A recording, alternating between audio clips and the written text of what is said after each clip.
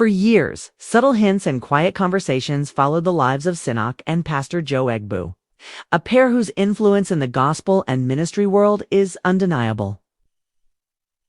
There was an air of mystery around them, a sense that something deeper was happening behind their smiles and public appearances. While the world saw endless love and unity, behind the scenes, there was a silence that spoke volumes.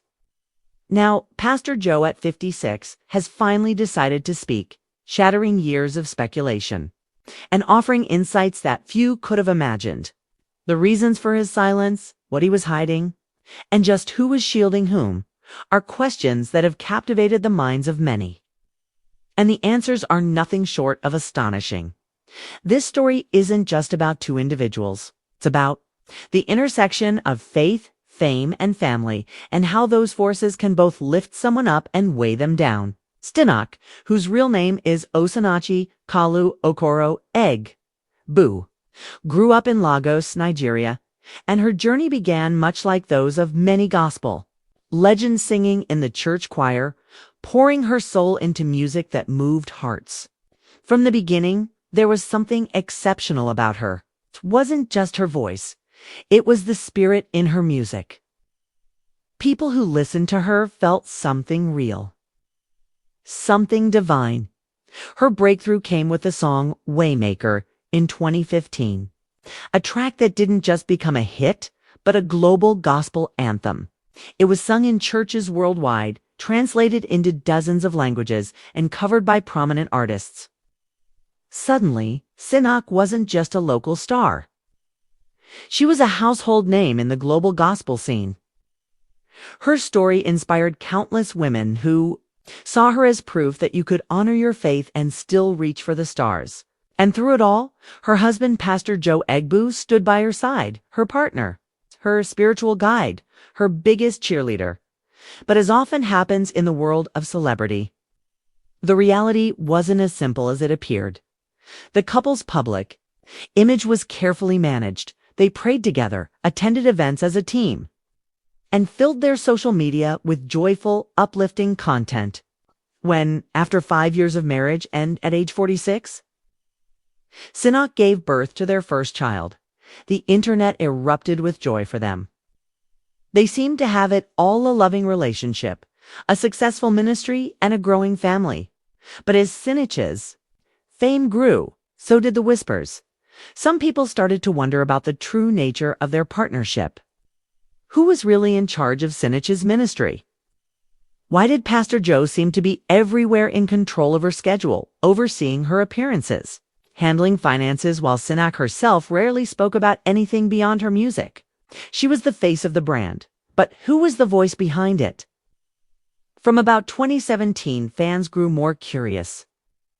Pastor Joe was ever present, yet almost entirely silent in public forums. That silence, paradoxically, made his influence seem even greater.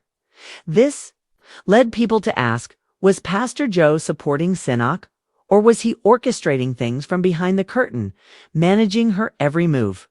Why did Sinach, despite her immense platform, rarely speak candidly about her own views or experiences? The undercurrent of skepticism grew stronger, fueled by the noticeable absence of Sinach's personal voice in matters that affected her directly: her family, her ministry, her opinions on the issues of the day. As Sinach's influence spread across continents, so did the rumors.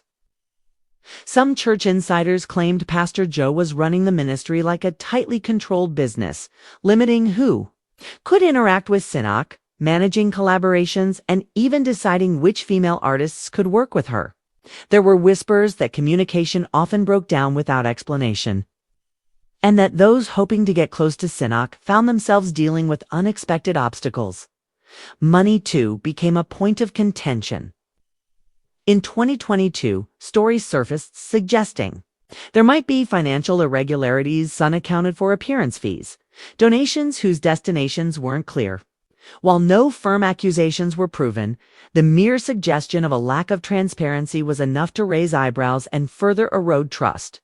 Fans began to ask whether Sinach was really at the helm of her own ministry, or whether Pastor Joe had taken control, relegating her to the role of figurehead. Was she choosing to stay silent as an act of spiritual submission, or did she have no choice at all?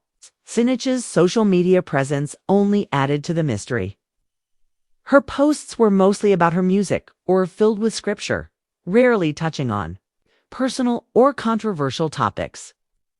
Unlike other gospel stars, she didn't speak out about current events, social issues, or even her own journey as a mother.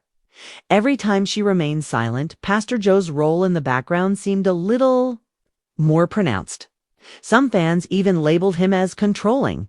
It's a gatekeeper who was using his position to shape not just Sinach's career, but her very public persona, of course. There were many who defended them, insisting that what outsiders saw as control was simply unity and discipline, a couple working together to honor God. They argued that Sinach and Pastor Joe were a well-oiled team, embodying the values of order and discretion. But even among her defenders, a consistent longing emerged. People wanted to hear from Sinach directly, not through carefully crafted statements or filtered photos, but in her own authentic voice. As speculation mounted and the pressure reached a boiling point, Pastor Joe maintained his silence until now. His decision to finally speak came during what was supposed to be a routine live-streamed church event. As viewers tuned in expecting the usual worship and prayer, Pastor Joe surprised everyone by addressing the rumors head-on.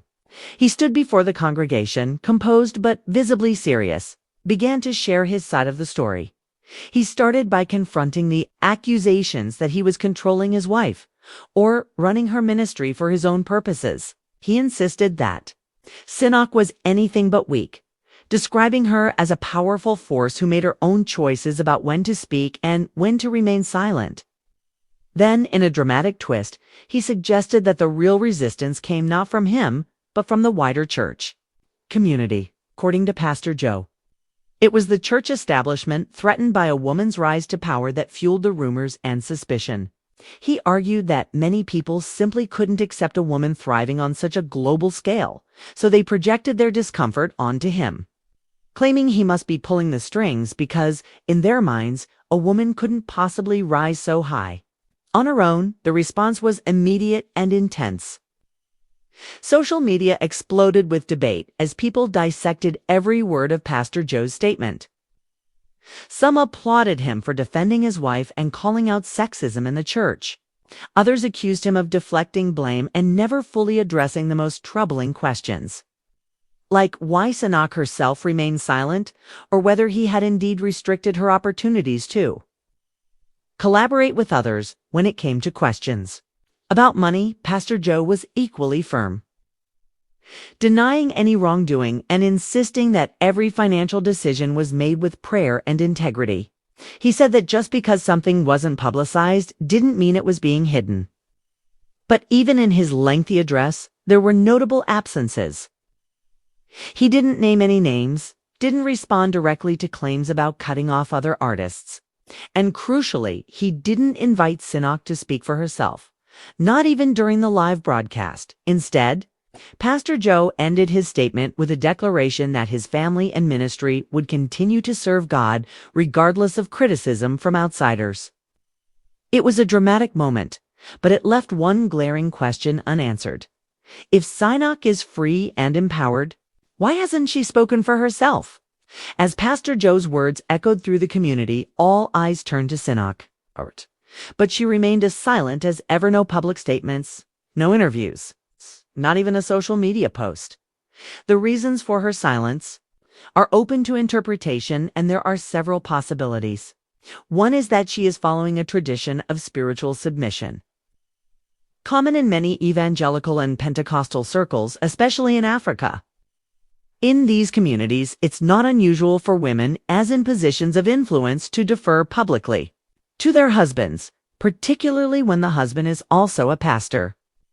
Sinach has always promoted messages of unity and obedience, so perhaps she believes that letting Pastor Joe speak on her behalf is an act of faithfulness and trust. Another possibility is that her silence is a deliberate PR strategy, Sinach isn't just a musician, she's a brand with millions of fans, lucrative royalties, and a global reputation to protect. One wrong word could damage not just her career, but the entire enterprise built around her. By staying quiet, she avoids controversy, preserves her image, lets her music speak for her. But there's a third, more troubling theory, that Sinach is simply not allowed to speak.